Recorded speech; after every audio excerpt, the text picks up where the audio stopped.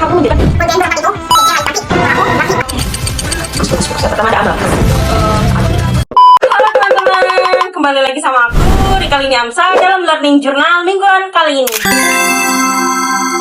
Teman-teman, sumpah nggak kerasa banget kita akhirnya menuju the last learning journal. Yes, nggak yes juga sih. Ini tuh kabar baik dan kabar buruk. Kabar baiknya aku tidak akan membuat atau weekend aku kembali normal. Dan kabar buruknya kalian akan kesepian.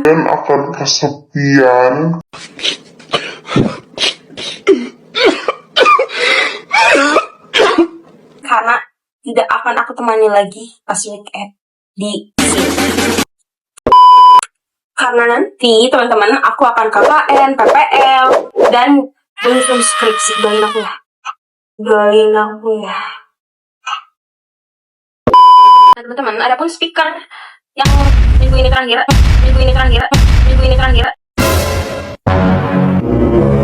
Itu ada 3 orang. Yang pertama ada Septi. Septi itu menjelaskan tentang kesehatan mental. Itu membahas pembawaannya menyenangkan, buat kita juga nggak boring, dan bahkan nunjuk orang. Itu bagus banget menurut aku.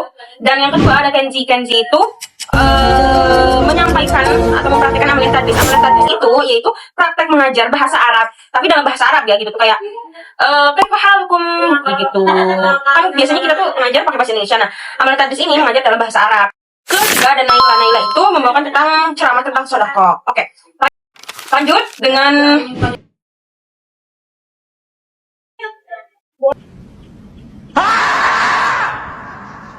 Nah teman-teman, ada pun materi minggu ini berasal dari kelompok terakhir, yaitu kelompok 5. Kelompok 5 ya. Nah yaitu apa? Yaitu tentang mengenalkan dan mempraktikkan ice breaking. Begitu.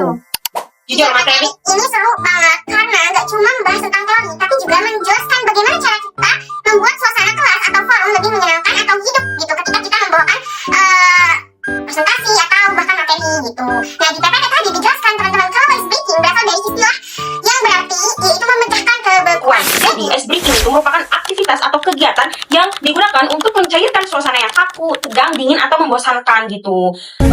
Contoh, ketika saya sedang presentasi, karena 1 jam 2 jam gitu ya, karena audiens juga banyak, agar audiens tidak bosan ataupun ngantuk, ice breaking itu dibutuhkan oleh saya untuk memecahkan ketegangan kebosanan itu. Nah teman-teman, ice breaking juga bisa dianggap sebagai tombol refresh jika peserta mulai lelah atau kehilangan fokus gitu. Jadi tujuan utamanya adalah membuat suasana menjadi lebih santai, nyaman, dan menyenangkan tanpa menghilangkan tujuan pembelajaran. Begitu ya.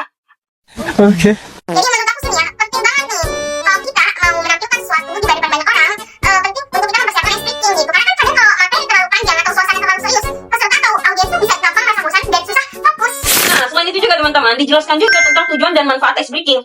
Apa? Salah satunya yaitu adalah untuk menghilangkan kejenuhan, rasa kantuk, stres, sehingga suasana yang awalnya pasif bisa menjadi lebih aktif. Nah, selain itu juga, ice breaking juga membantu peserta menjadi lebih percaya diri untuk tampil dan berinteraksi dengan orang lain. Begitu. Jadi ternyata fungsi ice breaking itu bukan cuma buat seru-seruan aja. Di materi yang dibawakan oleh kelompok terakhir juga dijelaskan teman-teman beberapa jenis ice breaking yang bisa digunakan. Mulai dari yel-yel, tepuk tangan, lagu, gerak badan, humor, permainan, cerita, atau dongeng, sulap, sampai media audio visual kayak ya itu pokoknya ya.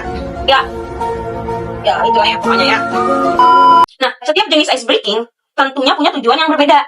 Ada yang digunakan untuk meningkatkan semangat, melatih fokus, membangun kerjasama tim, sampai membuat peserta lebih berani berinteraksi dengan orang lain. Teman-teman, dijelaskan juga tentang teknik penerapan ice breaking. Ice breaking bisa dilakukan secara spontan ketika peserta mulai kehilangan fokus. Jadi bisa juga direncanakan. Jadi kayak sejak awal pembelajaran atau diterapkan di tengah kegiatan ketika suasana mulai menurun. Jadi pintar-pintar aja kita sendiri ke materi. Nah, contoh ice breaking yang disebutkan di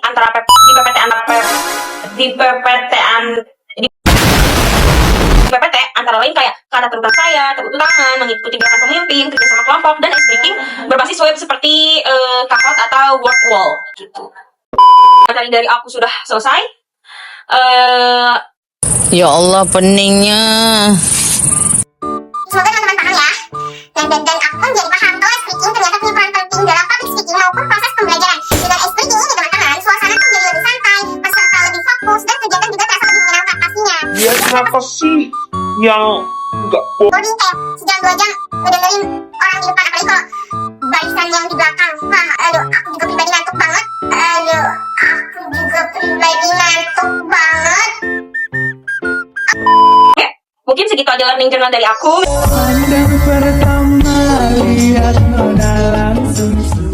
Minggu ini sekaligus itu learning journal terakhir. Tapi kalau nggak disuruh bikin LJ lagi ya. Soalnya aku pun bingung kan nanti minggu depan itu bertemu lagi ada pertemuan tanda tangan UAS. Bayangin aku harus jadi pembicara 1 jam, videoin dan diambil dari segala sisi. Oke, ya doain ya, semoga UAS ini lancar. Itu, jadi nggak tahu ya, semoga ini learning journal terakhir. Oh ya, kenapa aku sangat rapi sekali, ali-ali.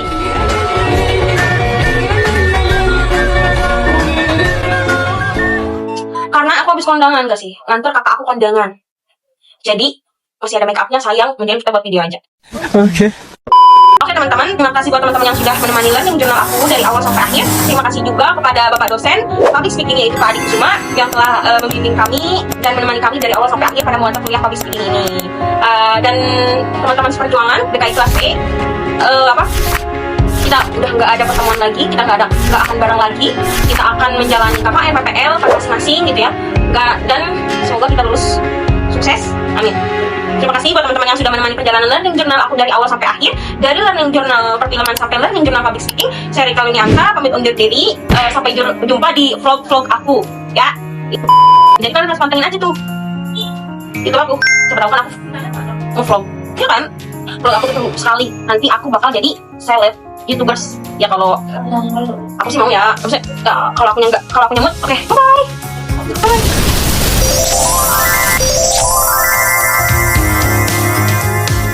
Welcome back to the channel. Balik lagi sama aku kali ini Ansa. Atau ya dari yang berbeda-beda dilakukan secara online teman-teman. Tapi kita wajib tetap on.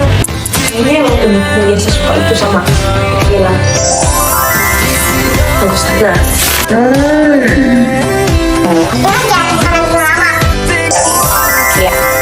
Nah jujur ya teman-teman, suk sebagai kuncinya. Bagaimana kita bisa itu gampang, tapi kenyataan perlu latihan dan juga dari teman-teman di kelas aku dalam learning journal kelima. Biar gak cuma baca teks. Jadi sebelum hari H kamu menjadi Ujian berempat itu Cece Hayu Tanti, aku laki. bagus. Yang pertama ada Amal. Saat sebelum nggak selesai aku Rika